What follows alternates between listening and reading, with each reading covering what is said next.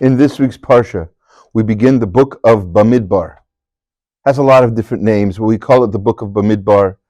Parsha is called Bamidbar, which means in the wilderness.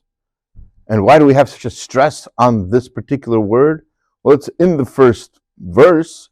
It says that Hashem spoke to Moshe Bamidbar, in the desert, in the wilderness. But why is that important? Says the Baal HaTurim, it's very important, because it indicates that Hashem spoke to Moshe in that particular place to teach a particular lesson.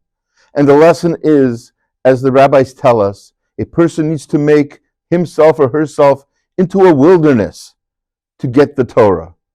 What does it mean to be a wilderness? It means to be humble, not to put on airs.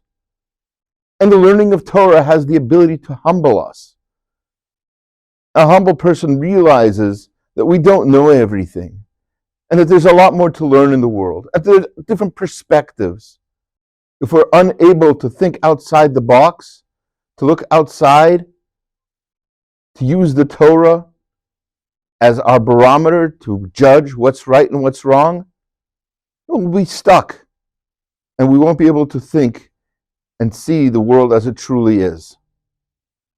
One great trick that the rabbis have to acquire this humility while learning Torah is something that's taught in Pirkei Avot, the 8th Mishnah, in the 2nd chapter. Rabbi Yochanan ben Zakkai, who spent a lifetime of learning, by the way, he said, Im lemadata Torah harbe, if you happen to learn a lot of Torah, as he did, al tachzik tova la'atzmacha. Don't think that makes you so great. Why?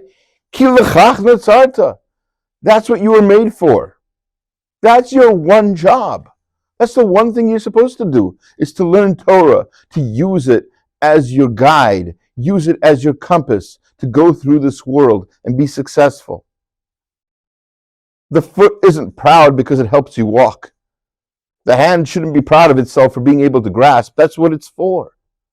So too your job in this world is to learn Torah and to humble yourself, to make yourself like a midbar, is the job of the Torah.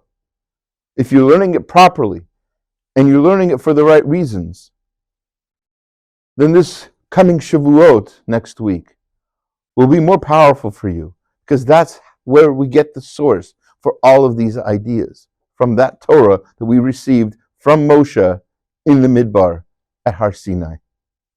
Have a Shabbat Shalom and a Chag Sameach.